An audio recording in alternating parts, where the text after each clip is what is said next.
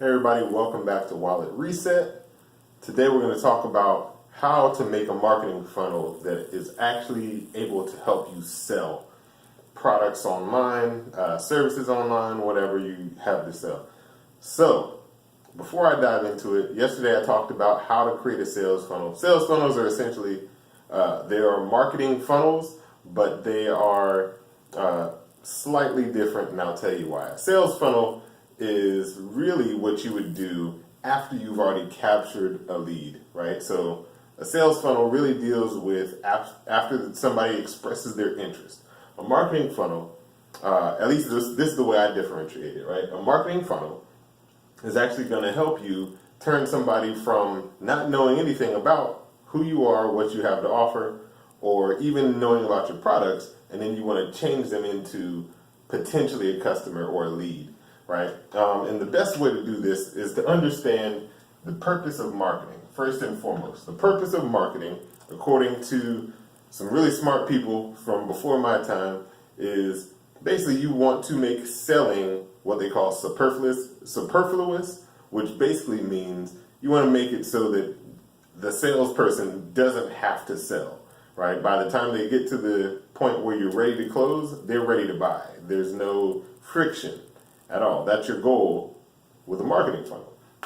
So, in order to do this, right, it's not so much about the technical or the, having the right website pieces or what have you. It's really about having certain skills and certain knowledge ahead of time and forming it in a way that leads people through what's called the buyer's journey or the buyer's cycle, right? So a buyer goes from, let me just explain it to you in this way.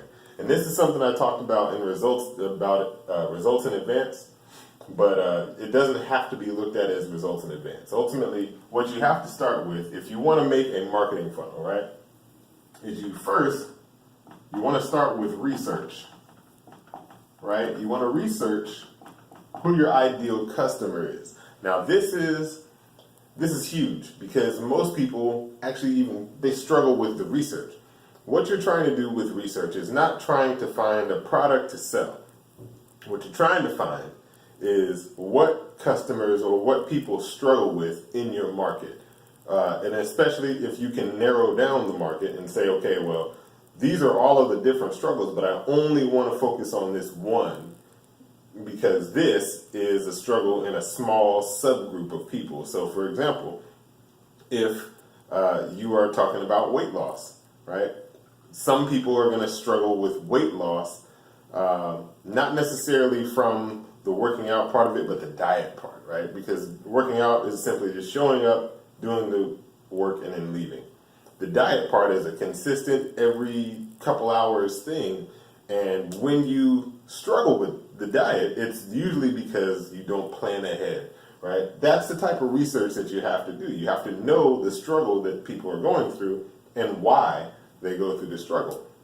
Now, this is important, and this is all a part of what I'm really teaching you is copywriting, right? So you have to know how to sell or how to explain the problem in a way that makes it make sense for the people who are going through it.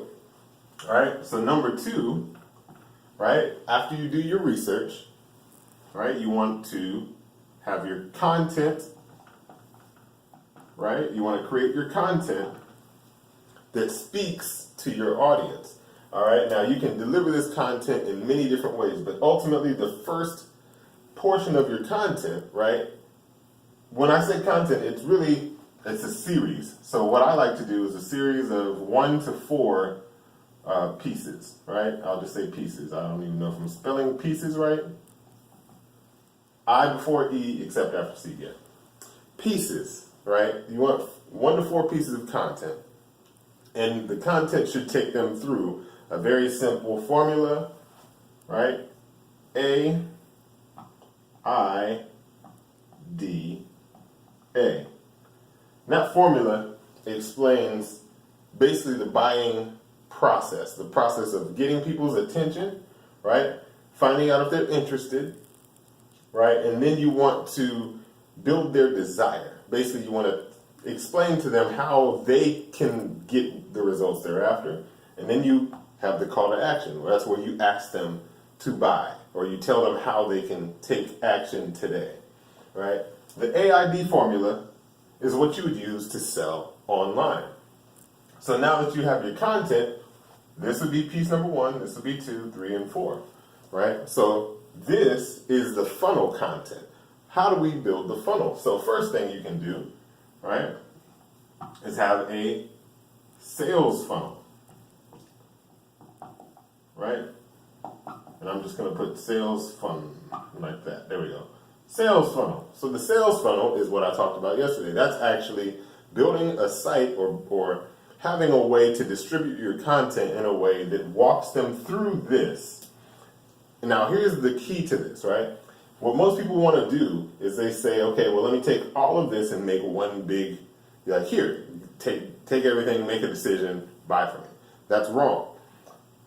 There's actually proof that psychologically, right, you can create desire by just making people take their time to go through each one of these steps. So even if you only did this on a blog, it would be good, but you'd have to send people to one page, and that is where you get their attention. That page would link to where you where you find out if they're interested, then where you build desire, and then where you close, or you just send your call to action. All right? Once they do that, the call to action will send them to your sales funnel. Your sales funnel will try to close them immediately, but if it doesn't, you have ways of sending them contact through email or through more content later on that will help you to make money, right? And it will also help them get farther along down toward their goal. All right? Now, finally, and I kind of hinted at this, right? This is sell, right? I'm going to say sell times 3, because you got to keep on selling. You got to keep on giving people more product offers, more value. Because here's the thing: everyone has a problem, right? And there's multiple ways to solve each problem, and not everything is going to work for everybody. So I could give you a hammer, right, and you just want to nail a hole in a wall, right? Or I could give you a screwdriver, and you can drive a screw through the wall. You know what I mean? Like, there's many different ways of solving problems. And ultimately, your goal is not to force a solution on people. Your goal is to help people find the solution that fits their needs best, right? And this is how you would do it. So step number 1, always do your research. Number 2, create your content using the AIDA formula. Step number 3, create a sales funnel and send people from your AID pieces of content to your sales funnel. And then step 4 is where you make the money, you sell, right? Now, you should do this in a way that makes it so that the customer, the end customer, gets value while you're selling, right? It has to basically be something that helps them and it helps you at the same time. That's the magic to this. Now, if you are interested in finding out how to create a sales funnel,